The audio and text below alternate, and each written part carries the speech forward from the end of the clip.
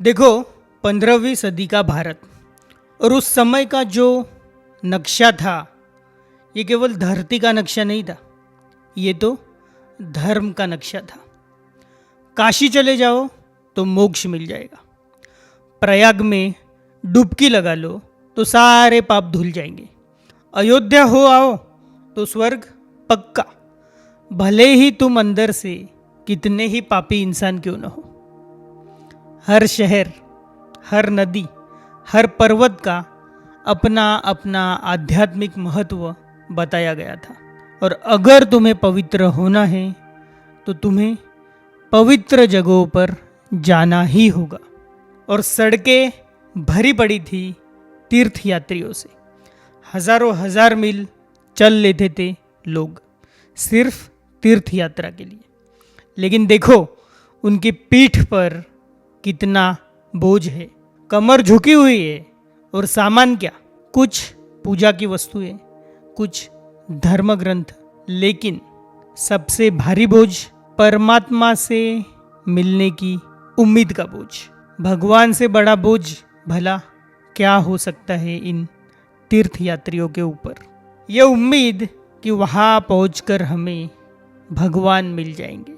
लेकिन इन सब में एक यात्री ऐसा भी था, एक ऐसा मस्त मौला जिसके पास कोई धर्म ग्रंथ नहीं थे, उसके पास कोई पूजा पाठ का तामझाम नहीं था, और पवित्र जगहों का तो मानो उसे पता ही नहीं था।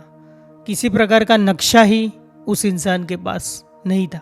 वो ऐसे चल रहा था जैसे उसके पैरों के नीचे की जमीन पहले से ही पवित्र हो, जैसे मंजिल और यात्रा इन दोनों में कोई भेद ही नहीं, जैसे वो कहीं जा ही नहीं रहा है, बस हो रहा है। आज हम मिलेंगे गुरु रविदास जी से एक यात्री के रूप में। आज हम देखेंगे उनका एक नया स्वरूप, एक ट्रैवलर के रूप में, एक ऐसे यात्री के रूप में जिसके पास किसी भी प्रकार का बोझ नहीं था। और देखना, आज वो हमें दिखाएंगे कि असली तीर्थ यात्रा क्या होती है। गुरु रविदास जी ने अपनी जाति और अपने समय के हिसाब से एक बहुत ही असाधारण, एक एक्स्ट्राऑर्डिनरी काम किया। वो काशी छोड़कर यात्रा पर निकल पड़े। थोड़ा सा गहराई से समझने की कोशिश कीजिए। हम बात कर रहे हैं 15वीं सदी, 600 साल पहले। उस युग में ज़्यादातर अछूत, अस्पृश्य जहाँ पैदा होते थे वही कुछ मैल के दायरे में ही मर भी जाते थे। ये जाति व्यवस्था सिर्फ एक सामाजिक ऊंच नीच नहीं थी, ये तो एक भौगोलिक जेल जैसी थी उनके लिए। तुम्हारी देह को, तुम्हारी चेतना को एक छोटी सी जगह पर कैद कर देने का षड्यंत्र। तुम्हारी अपनी गली के बाहर की दुनिया भी तुम्हारे लिए दुश्मन थी। इस सब के बावजूद गुरु रविदास जी चले, और सिर्फ अगले गांव तक नहीं, वो पूरा का पूरा उत्तर भारत घूमे। देखिए उनकी यात्रा का नक्शा।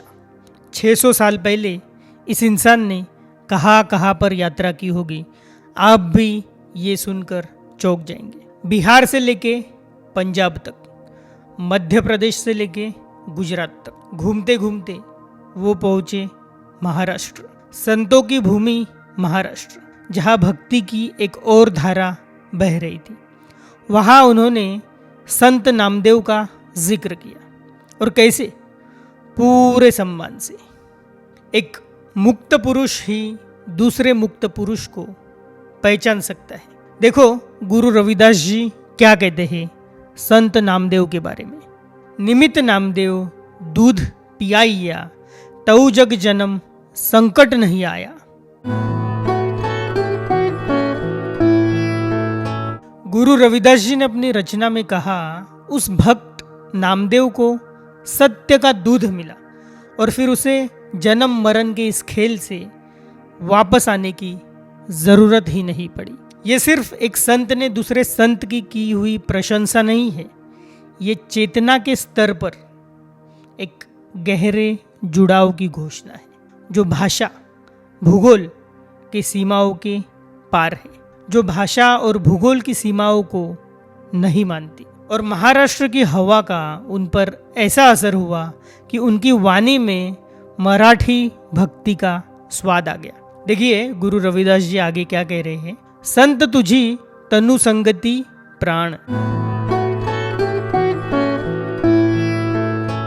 हे संत तू ही मेरा शरीर है, तू ही मेरा साथ संग है, तू ही मेरा प्राण है। ये तुझी शब्द, संतची संगति, ये मराठी प्रेम की सुगंध हमें बता रही है कि गुरु रविदास जी सिर्फ महाराष्ट्र से गुजरे नहीं, वो लंबे समय तक महाराष्ट्र में ठहरे भी। राजस्थान और गुरु रविदास जी का संबंध तो हम सभी को पता है। चित्तौड़ के राजघराने की उनकी जग विख्यात शिष्या मीरा, जिसे आज हम संत मीराबाई के नाम से जानते हैं, उनका सिर्फ एक पद ही काफ़ी है, गुरु मिलिया रविदास जी।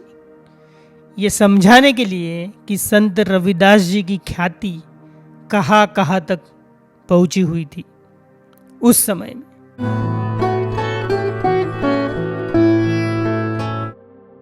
और अब सुनो एक असली रहस्य। कुछ खोजी इतिहासकार कहते हैं कि उनकी यात्रा, गुरु रविदास जी की यात्रा, या कम से कम उनका ज्ञान भारत की सीमाओं के पार तक फैला हुआ था। जब गुरु रविदास जी अपनी जग प्रसिद्ध रचना बेगमपुरा की बात करते हैं तो वो ऐसे बता रहे हैं जैसे कोई दूर देश की कहानियां सुनकर नहीं, बल्कि अपनी आंखों से देख कर आए हो। थोड़ा गहराई से देखिए अभी उनके शब्द। बेगमपुरा शहर को नाऊ, दुखू अंदोहू नाही तिही ठाऊ, आबादानू सदा मशहूर, उहागनी बसही मामूर।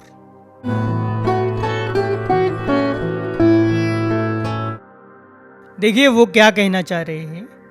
बेगमपुरा, बेगमपुरा मतलब बिना गम का शहर, दुख रहित शहर, जहाँ ऊंच नीच, अमीर गरीब का कोई भेदभाव नहीं। वो शहर हमेशा आबाद और मशहूर है। वहाँ के लोग दिल से अमीर और तृप्त है। लेकिन थोड़ा देखो समझो, ये कोई सचमुच का शहर नहीं है। ये चेतना की वही अवस्था है जिसमें कोई गम, चिंता, दुख नहीं है। ये स्टेट ऑफ द माइंड है। इसे आज की भाषा में हम कह सकते हैं स्टेट ऑफ द माइंड। मतलब जो इस अवस्था में पहुंच गया है, जिसका मन डर, भय, चिंता, ईर्ष्या, भेदभाव से मुक्त है, जिसका मन अहंकार विरहित है। इन शॉर्ट आज की भाषा में जिसका मन चंगा है, मतलब जिसका मन तृप्त है, जो मुक्त है, जीवन मुक्त है, निर्वाण में स्थित है। ये आबादान, मशहूर जैसे शब्द, ये फारसी की गंध, ये सिल्क रूट से गुजरते हुए व्यापारियों की कहानियों से आई थी, जो काशी में गुरु रविदास जी के साथ चमड़े का व्यापार करते थे। और फिर रविदास जी एक ऐसी बात करते हैं, वो बात अगर आप सुनोगे तो आपके होश उड़ जाएंगे। उनके एक पद में वो कहते हैं, नाम की नामना सपत दीपा, नाम की नामना सपत दीपा। क्या हुआ इसका मतलब? सत्य की महिमा सातों महाद्वीपों तक फैली हुई है।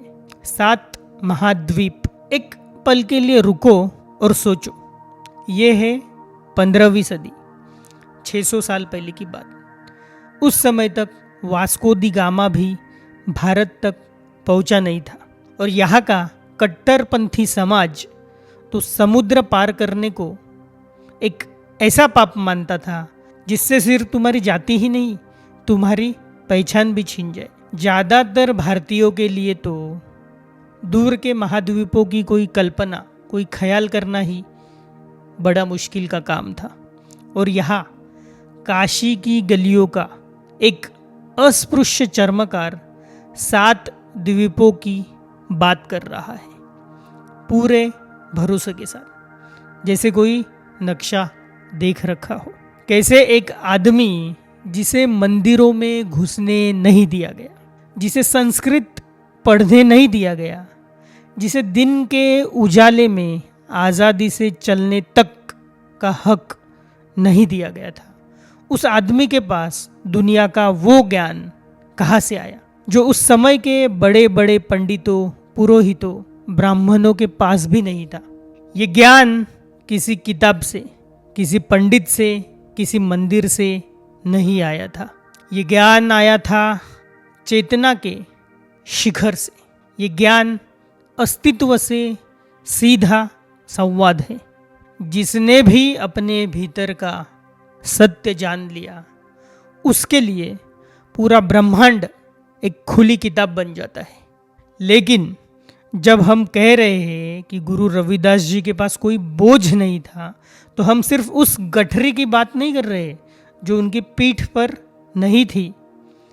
हम किसी बहुत गहरी चीज की बात कर रहे हैं। थोड़ा सा ध्यान दो और जरा सोचो, जो तीर्थयात्री चल रहे थे उनके मन पर क्या बोझ था कि काश उस जगह पहुंचकर मुझे शांति मिल जाए। ये था उम्मीद का बोझ। कहीं मुझसे पूजा पाठ में कोई गलती न हो जाए। ये था भय का बोझ। वो आदमी मुझसे ज़्यादा भक्ति कर रहा है। ये था तुलना का बोझ। ये है असली सामान। ये है अदृश्य बोझ, मानसिक बोझ, आज की भाषा में मनोवैज्ञानिक बोझ। और ये जो मनोवैज्ञानिक मानसिक बोझ जो होता है ना, वो पीठ पर लदे किसी भी प्रकार के गठरी से बहुत बहुत ज़्यादा भारी होता है। और गुरु रविदास जी, उनके पास ये कुछ भी नहीं था, ज़रा सा भी नहीं। अब आप सोचेंगे ऐसा क्यों? क्योंकि उन्होंने वो काम पहले ही कर लिया था जिसके बाद सारी तीर्थ यात्राएं व्यर्थ हो जाती है। उन्होंने अपने मन को ही तीर्थ बना लिया था। उन्होंने उस सत्य को खोज लिया था, देख लिया था, जिसे वो अपने सबसे प्रसिद्ध पद में गाते हैं। और हम सब इससे परिचित है ही।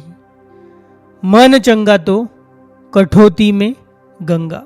अगर मन ही चंगा है, मन ही शुद्ध है, तो गंगा यही मेरे चमड़े की कठौती में बह रही है। समझो, थोड़ा गहराई से समझो वो क्या कहना चाह रहे हैं। अगर गंगा अपनी खुद की चेतना में मौजूद है, तो फिर चलकर गंगा तक जाने की क्या ज़रूरत?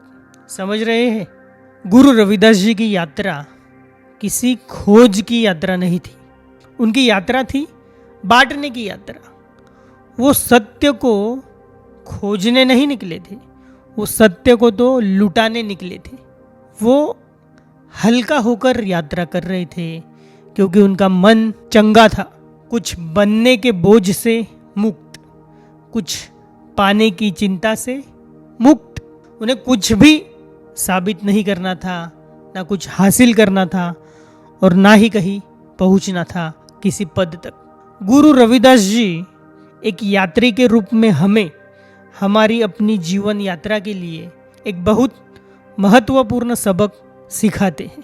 हम अक्सर सोचते हैं कि शांति पाने के लिए हमें कहीं जाना होगा, किसी आश्रम में, किसी मंदिर में, या किसी गुरु के पास। लेकिन गुरु रविदास जी के जीवन से ये संदेश मिलता है, शांति कोई मंजिल नहीं, ये तो यात्रा करने का तरीका है। Peace is not a destination, it's a way of travelling. आज की भाषा में हम ऐसे कह सकते हैं। सवाल ये नहीं कि तुम कहाँ जाते हो, सवाल ये है कि तुम अपने साथ क्या लेकर चलते हो, अपने मन में क्या रखकर जीते हो। क्या आप अपने अतीत के बोझ और भविष्य की चिंताओं के साथ चल रहे हैं, या तुम उस व्यक्ति की तरह हल्के होकर चल रहे हो जिसने जान लिया है कि हर कदम सत्य की भूमि पर ही खड़ा है। यही थे वो यात्री, एक ऐसे व्यक्ति जिन्होंने ये साबित कर दिया कि मुक्ति किसी स्थान पर नहीं, तुम्हारे अपने बोध में है। ये उस अछूत कहे गए सूर्य का एक और पहलू था जो आज हमने देखा। आशा करते हैं आप सभी को गुरु रविदास जी का ये रूप पसंद आया हो। तब तक अपने मन को चंगा रखिए, क्योंकि गुरु रविदास जी ने कहा है, मन चंगा तो कठौती में गंगा। जय गुरु रविदास जी।